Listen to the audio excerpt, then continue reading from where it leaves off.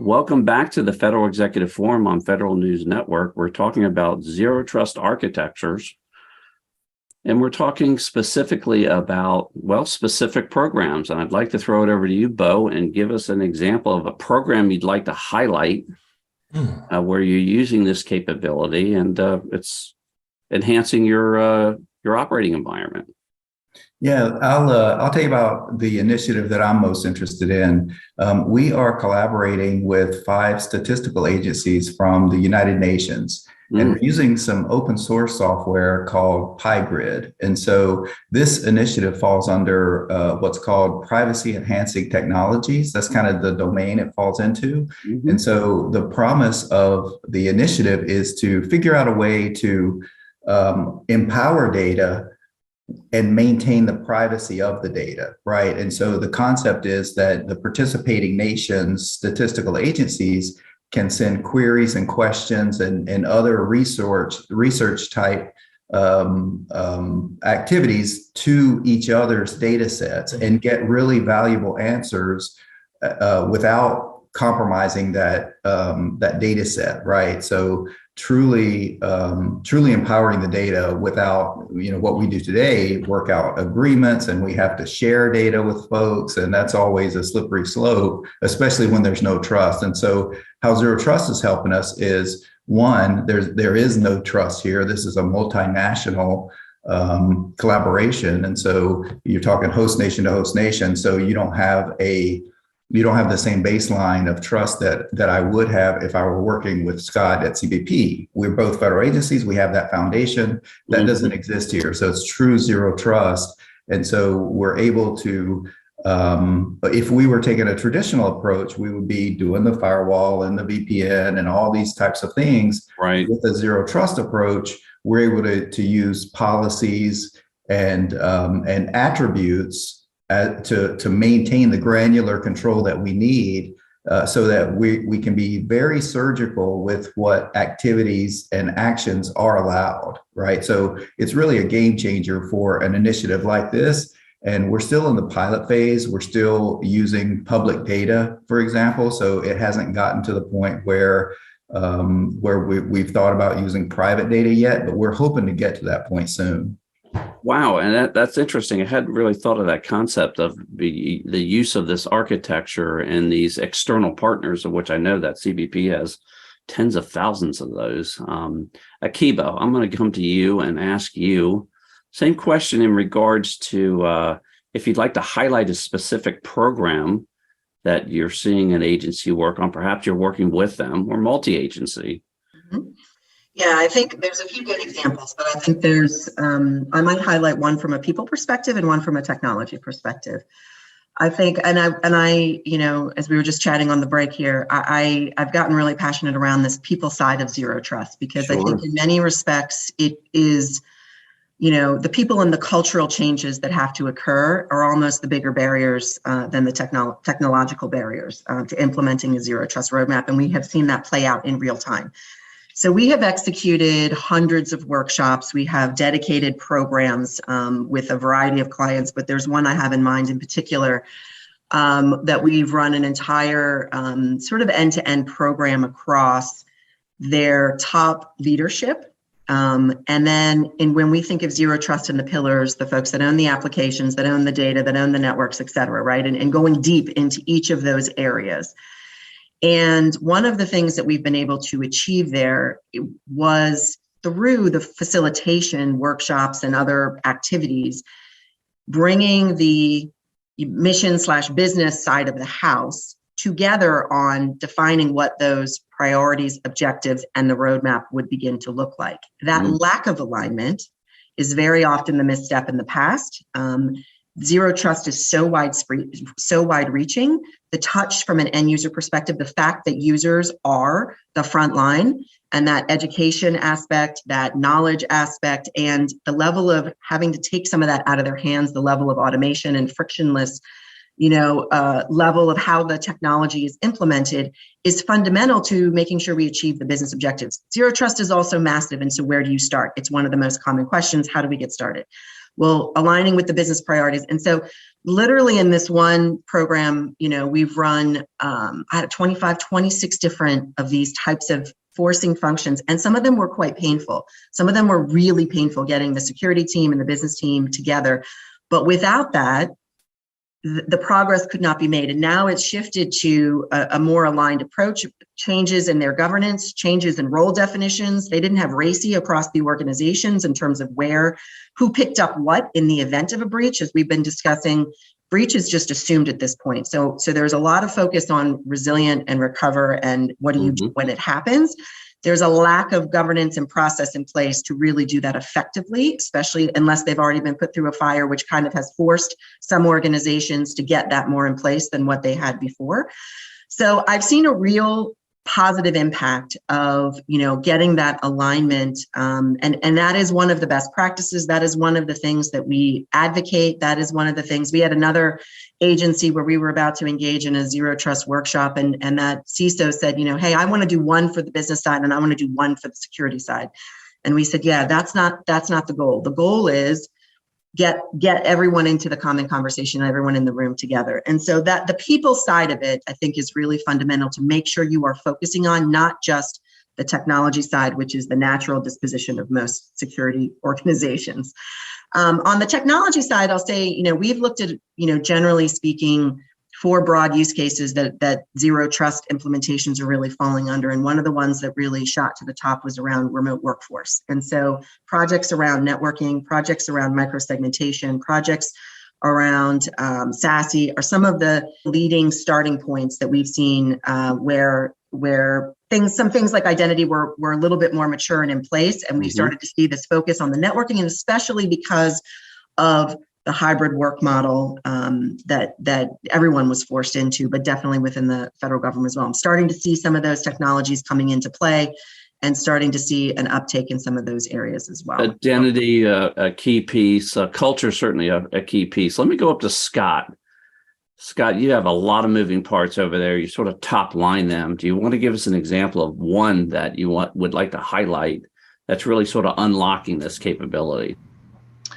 Sure. So in the first segment, I talked a little bit about identity, and I think we're probably most mature across the pillars of zero trust in our identity capabilities. I'll talk about data. So identity is key to making sure that we have the right people having the right access to the right information at the right time. Well, it's that data that's the key piece of that. We have to have that data strategy, data tagging, understanding what the data is and who should access it and when.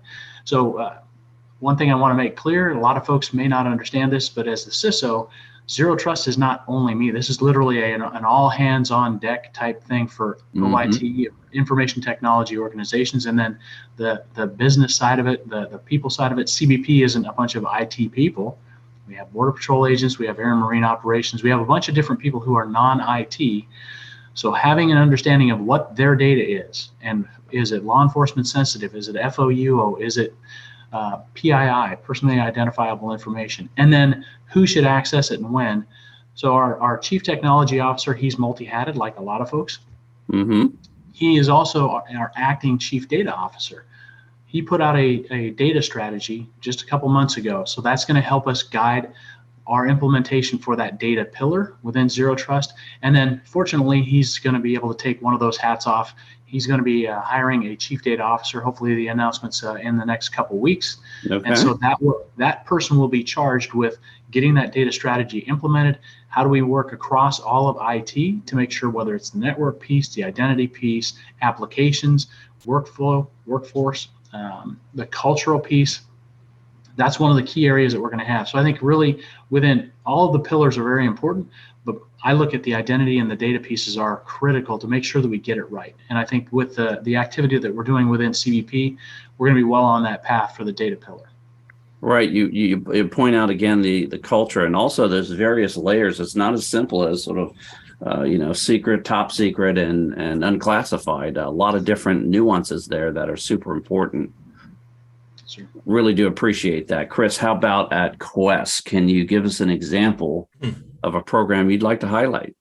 Sure. I'm actually going to feed off of something that Akiba and Scott just hit it on. And that is, you cannot separate zero trust based on where someone sits in an organization. So yes, there's a heavy technical bent to zero trust, but there's a significant business or operation side of it too as well.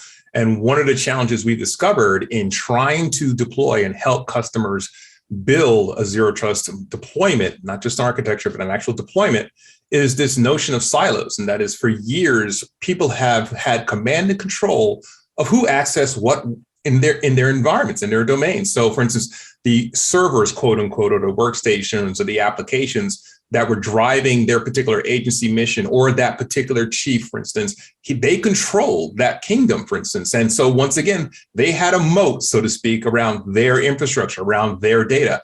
Zero trust means that I now have to collaborate across not just my agency, but interagency and across the government, for instance. And in the private sector, it's even worse. So you think of what we take for granted when we order something in our Amazon cart, just how many services have to be authorized across them to even access, for instance, my credit card and simple things like that. You take that to an agency. Well, how do you now remove those silos or those command and control centers of control from a particular chief? And that means that there's going to be some wrangling or negotiating, or I would say brinksmanship, negotiating some time to get that control away. And the projects we've been involved with, both at Air Force, Marine Corps, we just got awarded at State Department, was to first understand who's actually controlling those domains. So if you have an LDAP directory like Active Directory or other services, for instance, well, how do you now wrestle control of that away from someone? The key is to help them understand it's not about control, it's about serviceability. How are you delivering your service? How are you meeting your mission objectives, for instance? And I think too much of the security bend has been around who grants access, where is that access granted? And that makes for a very significant hurdle when it comes to overcoming those silos. So the first step I've seen is consolidation of those directories, consolidation of those silos, so basically from a disparate model to a more centralized model. And then that gives you the ability to now take a step back and actually look at your kingdom, so to speak. We keep coming back to this kingdom and moat thing, but I'm sorry. To step back and look at it from the standpoint, okay, now who really should be doing what, for instance? If you just have a simple application that just works on one specific thing, for instance, really, do you need domain access privileges across the entire organization?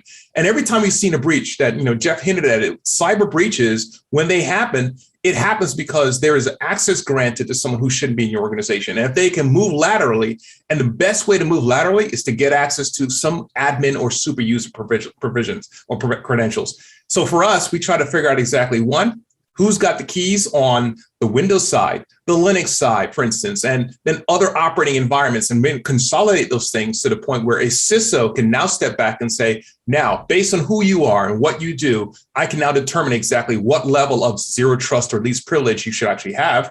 And then I can also determine things like impossible travel from that information, because we used to never know where people actually were. So when we do all these things in concert and consolidate these efforts, you get across the issue of execution. And once we can help our agency partners develop a better execution model, zero trust becomes something that everyone can live with, everyone can point to and says, yeah, it's actually working for me, versus it being a struggle for control within the organization. Absolutely. We're going to pivot over to priorities. Akiba, I'm going to start with you. What are the priorities? What's the demand signal that you're getting these days in regards to where the focus is? So obviously everyone is in a different state in their journey, right? Depending on, as we've heard today, Scott talked about, hey, we were pretty mature in identity, so they focus on some others. Everybody's sort of in a different spot there. But I think we are beginning, there was an awful lot, I would say, earlier on about just what is it, what do we do, how do we define it, et cetera. Now, I think we've got a much more defined thought process by most organizations, but there is still not yet the really moving forward on a number of projects. There was not funding that came with all the mandates, right? So that's a big piece of some of the things that we've been talking about in amongst, some of the community, that really 2024 is going to be the first time you can actually write into your budgets and plan ahead in some of these areas. So moving into from prioritization, which I still think is going on, down to true execution of projects and actually lining up, behind those projects and starting to write budget, into 2024 will start to give us some visibility as well. It is still quite early on the journey. I think we are still early on this overall journey, but there is a lot more maturity, I think, at least in the the way people are thinking about it and the organization around it. And so the priority, I think, in 2023 is to continue towards that maturity and to continue sort of on the education levels to get people there in terms of how to best achieve and pick the focus areas. Sure. No question. I mean, let's face it, it was an unfunded mandate, as many of these things are in the beginning. Now you'll start to see it laid down in these budget allocations. Scott, how about over at CBP? Focus on what is the focus on the top priorities at this point? Sure. So Akiba hit on one of them, and that's the budget. I know we just talked about it a little bit. I've talked about again, nice move to align to the budget, right? Really makes sense. Yes, sir. So I've been saying zero budget equals zero trust. That's the way things go. If we don't have anything to put towards these efforts, it's going to make it very, very difficult, especially to hit 2024 for the deadline. So then I've also been talking about for our goalposts that we have to hit between now and 2024, are we going to check the box? Not that we're box checkers, but are we going to check the box with a pencil or are we going to check it with a Sharpie? And I mentioned the identity pillar. I think we're checking that one or on our way towards checking that with a Sharpie. The other ones we're working towards, I know we will have solid checks. We'll get the milestones met.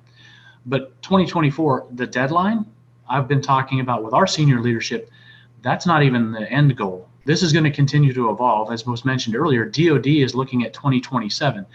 Even 2027, we're going to continue to evolve what is zero trust, what it means. If you think back even 5 years ago, not every employee within CBP had a smartphone of their own. Now think about what everybody has in their hands, the capability, and then protection for that. Fortunately, the cultural piece, the education piece, some of that's being done for us in an unfortunate way. People are now aware of identity theft, breaches of their public information. So they're worried about it on their personal side. That carries over into our government side, our workforce side. Because of that awareness, we have hopefully a lesser steep learning curve to teach people what the technical aspects of zero trust are. And I think that's one of the key pieces that we'll be focusing on over the time. We're not going to have that easy button that we talked about, but we also need to make sure that our leadership and our workforce understand what's going to be put in place with the multi-factor authentication, with the micro-segmentation, with all of the different pieces that we've talked about, more restrictive access. So someone may not have access to data that they had access to before because they don't really have a need to know. So that cultural and education piece is really going to be key, and it's going to be ongoing. So I think that's one of the activities that CBP and especially me will be working on over the next several years. Right. I think anytime you start to go in there and let's talk about sort of cleaning up the privilege access, that creates a lot of commotion, right? And I think it's really important that people understand and know, look, this is all part of the framework. It's a journey. If you need access to something, you're going to get access to it. But I would imagine that could have been a bit of a challenge when you first implemented it. We're going to take a short break and we'll be right back. You're listening to the Federal Executive Forum on the Federal News Network.